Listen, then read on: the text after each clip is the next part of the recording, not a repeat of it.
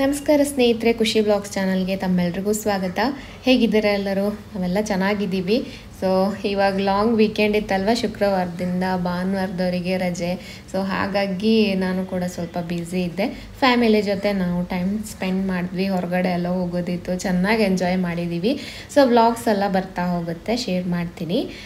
ಹಾಗಾಗಿ ಸ್ವಲ್ಪ ದಿನ ಗ್ಯಾಪ್ ಆಯಿತು. ಅಂದರೆ ನಮಗೆ ಮನೆ ಕೆಲಸ ಎಲ್ಲನೂ ಮ್ಯಾನೇಜ್ ಮಾಡಬೇಕಲ್ಲ, ಹಾಗಾಗಿ ನನಗೆ ಬ್ಲಾಗು ಎಡಿಟಿಂಗ್ ಎಲ್ಲ ಟೈಮ್ ಜಾಸ್ತಿ ಕೊಡೋಕ್ಕಾಗಲ್ಲ ಒಂದೊಂದು ಟೈಮಲ್ಲಿ.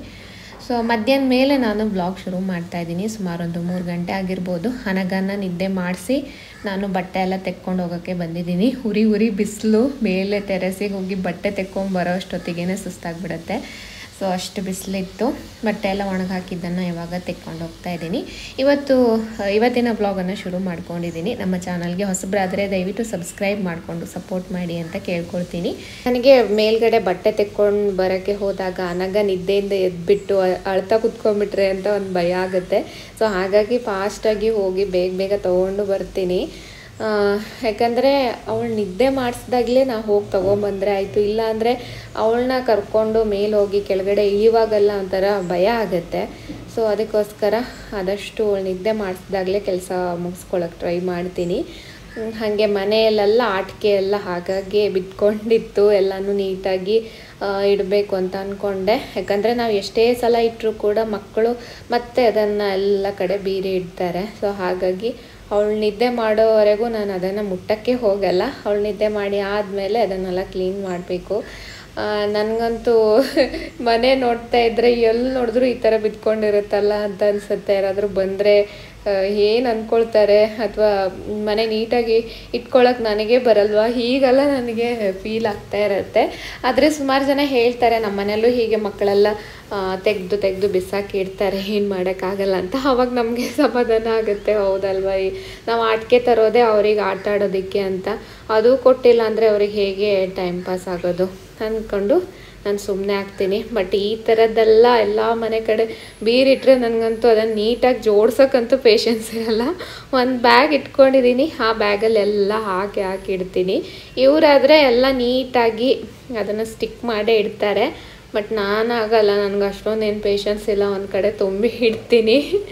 ಸೊ ಎಲ್ಲ ಕ್ಲೀನ್ ಮಾಡಿಕೊಂಡೆ. ಅವಳೇ ಎದ್ಮೇಲೆ ಮತ್ತು ಹಾಗೆ ಆಗುತ್ತೆ. ಒಂದು ಸಲ ಆದರೂ ಕ್ಲೀನ್ ಆಗಿದ್ದರೆ ಮನಸ್ಸಿಗೆ ಸಮಾಧಾನ. ಗಿಡಕ್ಕೆಲ್ಲ ಆಲ್ರೆಡಿ ನೀರು ಹಾಕಿದ್ದಾಗಿದೆ, ನೀಟಾಗಿ ಚೆನ್ನಾಗಿ ಬರ್ತಾಯಿತ್ತು. ಧೂಳಾದರೆ ಮಾತ್ರ ಮತ್ತೆ ತೊಳಿತೀನಿ ನಾನು. ಗಿಡಗಳ ಎಲೆಗಳನ್ನೆಲ್ಲ ತೊಳೆದು ನೀಟಾಗಿಟ್ಟಾಗ ಗಿಡನೂ ಕೂಡ ತುಂಬಾ ಚೆನ್ನಾಗಾಗುತ್ತೆ. ಹಾಗೆ ನಾನು ಅಲ್ಲಿ ಪಕ್ಕದಲ್ಲಿದೆಯಲ್ವ, ಆ ಗಿಡನೂ ಕೂಡ ನಾನು ತೊಳಿತೀನಿ. ಅಂದರೆ ಗಿಡಗಳಿಗೆಲ್ಲ ಧೂಳಾಗಬಾರ್ದು ಅಂತ ಅದನ್ನು ತೊಗೊಂಡು ಹೋಗಿ ಚೆನ್ನಾಗಿ ತೊಳೆದು ಸ್ವಲ್ಪ ಹೊತ್ತು ಬಿಸಿಲಲ್ಲಿ ಇಟ್ಟು ಆನಂತರ ಒಳಗಡೆ ತಂದು ಇಡ್ತೀನಿ. ಮತ್ತು ನಮಗೆ ಸಾಕಷ್ಟು ಬಿಸಿಲು ಬರುತ್ತೆ, ಮನೆ ಒಳಗಡೆ ಬಿಸಿಲು ಬರುತ್ತೆ. ಇದು ಮಧ್ಯಾಹ್ನ ಮೇಲೆ ಅನಗ ಎದ್ದ ಮೇಲೆ, ಅಂದರೆ ಅವಳು ಆನಂತರ ಸ್ವಲ್ಪ ಹೊತ್ತಿಗೆ ಎದ್ಲು. ನಂತರ ನಾವಿವಾಗ ತರಕಾರಿ ತೊಗೊಂಬರೋದಕ್ಕೆ ಅಂತ ಹೋಗ್ತಾ ಇದ್ದೀವಿ. ಅವಳಿಗೆ ಜುಟ್ಟ ಕಟ್ಟಿದ್ದೀನಿ, ಕಣ್ಣಿಗೆಲ್ಲ ಕೂದಲು ಬರುತ್ತೆ ಅಂತ. ನಾನು ಸ್ವಲ್ಪ ಅವಳಿಗೆ ಕೂದಲು ಉದ್ದ ಬಿಡಬೇಕು ಅಂತ ಆಸೆ.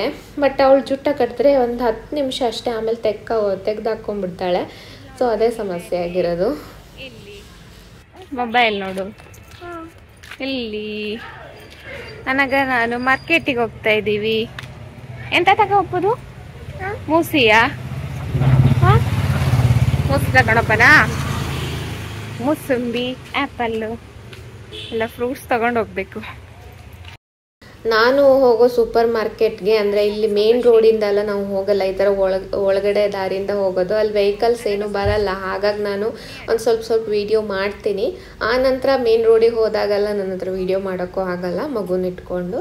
ಸೊ ನಂತರ ತರಕಾರಿನೆಲ್ಲ ತೊಗೊಂಡು ಇವಾಗ ವಾಪಸ್ ಮನೆ ಕಡೆ ಬಂದ್ವಿ.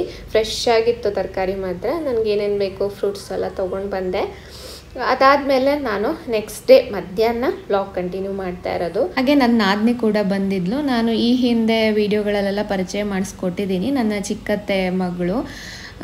ಸೊ ಇಲ್ಲೇ ಹತ್ತಿರದಲ್ಲೇ ಕಾಲೇಜಲ್ಲಿ ಓದ್ತಾ ಇರೋದ್ರಿಂದ ಎಲ್ಲಾದರೂ ಬರ್ತಾ ಇರ್ತಾಳೆ. ಸೊ ಈ ಸಲ ಅಲ್ಲಿ ಕಾಲೇಜಲ್ಲಿ ಏನೋ ಫಂಕ್ಷನ್ ಇತ್ತಂತೆ, ಸ್ಯಾರಿ ಎಲ್ಲ ಉಟ್ಕೊಂಡು ಹೋಗಬೇಕಿತ್ತು. ಸೊ ಹಾಗಾಗಿ ಅಲ್ಲಿ ಕಾಲೇಜಲ್ಲಿ ಹಾಸ್ಟೆಲ್ಗೇನು ಸ್ಯಾರಿ ತಂದ್ಕೊಂಡಿರಲಿಲ್ಲ ಹೇಳಿ ನನ್ನ ಹತ್ರ ಬೇಕು ಅಂತ ಹೇಳಿದ್ಲು. ಅದಕ್ಕೋಸ್ಕರ ಬಂದಿದ್ದಾಳೆ. ಸೊ ಮಧ್ಯಾಹ್ನ ಸಮಯ ನಾನು ಅಡುಗೆ ಎಲ್ಲ ಮಾಡಿಕೊಂಡು ಇವಾಗ ಲಾಸ್ಟಲ್ಲಿ ಫ್ರೂಟ್ ಕಸ್ಟರ್ಡ್ ಮಾಡ್ತಾಯಿದ್ದೀನಿ. ನಮ್ಮೆಲ್ರಿಗೂ ಕೂಡ ತುಂಬಾ ಇಷ್ಟ ಆಗುತ್ತೆ.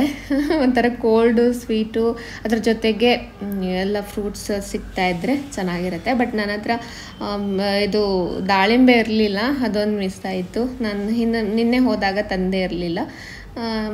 ಅಂದರೆ ಅನಗಂಗೆ ಬಾಳೆಹಣ್ಣು ಇಷ್ಟ ಆಗುತ್ತೆ, ಆ್ಯಪಲ್ಲು ಸ್ವಲ್ಪ ಅಪರೂಪನೇ ತಿನ್ನೋದು. ಬಟ್ ಮೂಸಂಬಿ ಇಷ್ಟಪಡ್ತಾಳೆ. ಮೂಸಂಬಿ ಇದಕ್ಕೆ ಹಾಕಿದ್ರೆ ಚೆನ್ನಾಗಾಗಲ್ಲ. ಸೊ ಹಾಗಾಗಿ 3 ಫ್ರೂಟ್ ತೊಗೊಂಬಂದಿದ್ದೆ ನಾನು. ಇರಲಿ ಇದ್ರೆ ಎರಡರಲ್ಲೇ ಮಾಡೋಣ, ಹೆಂಗೋ ಡ್ರೈ ಫ್ರೂಟ್ಸ್ ಎಲ್ಲ ಇರುತ್ತಲ್ಲ, ಹಾಗಾಗಿ ಕೊನೆಯದಾಗಿ ಡ್ರೈ ಫ್ರೂಟ್ಸ್ ಹಾಕಿದ್ರೆ ಚೆನ್ನಾಗಿರುತ್ತೆ ಅಂತ ಸ್ವಲ್ಪ ಮಾಡಿಕೊಂಡೆ.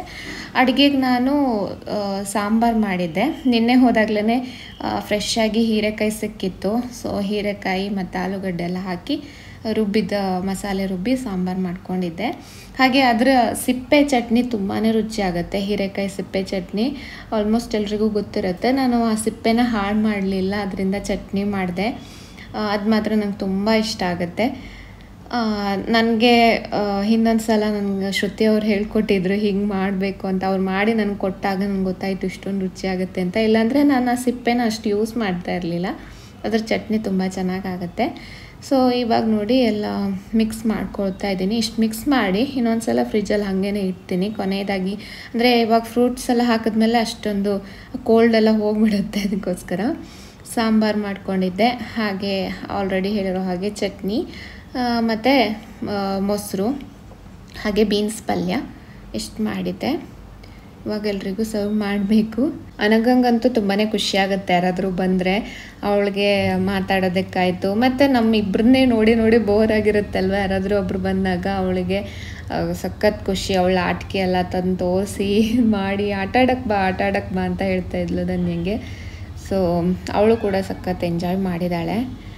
ನಾನು ಸರ್ವ್ ಮಾಡ್ತಾಯಿದ್ದೀನಿ. ಎಲ್ಲ ಬಡಿಸಿದ್ದಾಯಿತು. ಹಾಗೆ ಸಾಂಬಾರು ಸ್ವಲ್ಪ ಬಿಸಿ ಮಾಡೋಕ್ಕಿಟ್ಟಿದ್ದೆ, ಸ್ವಲ್ಪ ಬೇಗ ಮಾಡ್ಕೊಂಡಿದ್ದೆ, ಹಾಗಾಗಿ ಸಾಂಬಾರು ಎಲ್ಲ ಬಡಿಸಿದ್ದಾಯಿತು.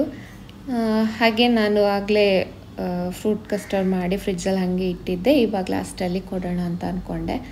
ಇದನ್ನು ನೋಡಿದ್ರೆ, ಸ್ವೀಟ್ ನೋಡಿದ್ರೆ ಅನಗ ಬಿಡೋದೇ ಇಲ್ಲ.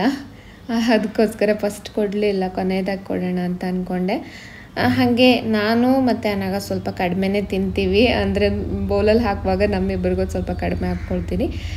ಯಾಕಂದರೆ ಫ್ರೂಟ್ ಒಳ್ಳೆಯದಾದರೂ ಕೂಡ ಅದಕ್ಕೆ ಸ್ವಲ್ಪ ಹಾಲಿಗೆ ಸಕ್ಕರೆ ಹಾಕಿರ್ತೀವಲ್ಲ, ಅದೊಂದು ಸ್ವಲ್ಪ ಇದಾಗುತ್ತೆ. ಸ್ವೀಟ್ ತಿನ್ನಬಾರ್ದು ಅಂತ ಅನಿಸುತ್ತೆ. ಬಟ್ ಚೆನ್ನಾಗಾಗಿತ್ತು. ಕೊನೆಯದಾಗಿ ತಿನ್ನೋದಕ್ಕೆ ಚೆನ್ನಾಗಿರುತ್ತೆ. ಪಟ್ ಅಂತ ಮಾಡ್ಕೋಬೋದು, ಏನೋ ಒಂದು ಸ್ವಲ್ಪ ಸ್ಪೆಷಲ್ ಅಂತ ಕೂಡ ಅನಿಸುತ್ತೆ. ನಾನು ಮಾಡ್ತಾಯಿರ್ತೀನಿ ಅವಾಗವಾಗ. ಚೆನ್ನಾಗಾಗಿತ್ತು. ಸೊ ಈಗ ಎಲ್ಲರೂ ಊಟ ಮಾಡ್ತಾಯಿದ್ದಾರೆ.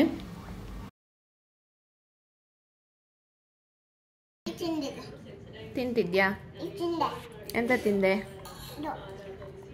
ಅನ್ನ ಖಾಲಿ ಮಾಡಿದ್ಯಾ? ಚೆನ್ನಾಗಿದ್ದ?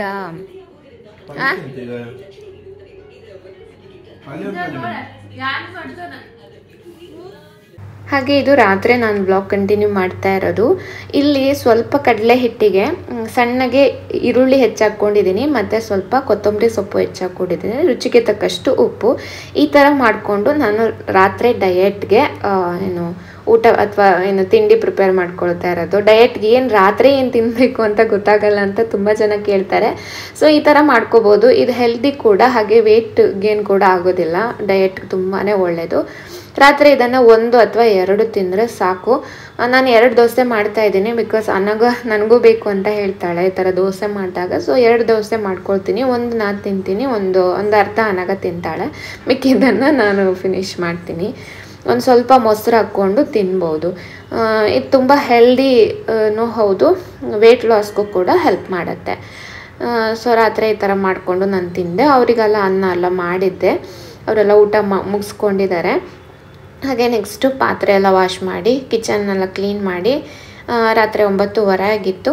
ಇವಾಗ ಧನ್ಯಂಗೆ ಕಾಲೇಜಲ್ಲಿ ಒಂದು ಫಂಕ್ಷನ್ಗೆ ಸ್ಯಾರಿ ಉಟ್ಕೊಂಬರಕ್ಕೆ ಹೇಳಿದ್ರು ಅಂತ ಹೇಳ್ತಾ ಇದ್ಲು. ಸೊ ಹಾಗಾಗಿ ನಂದೊಂದು ಸೀರೆನ ಮ್ಯಾಚ್ ಮಾಡಿದ್ದಾಯಿತು.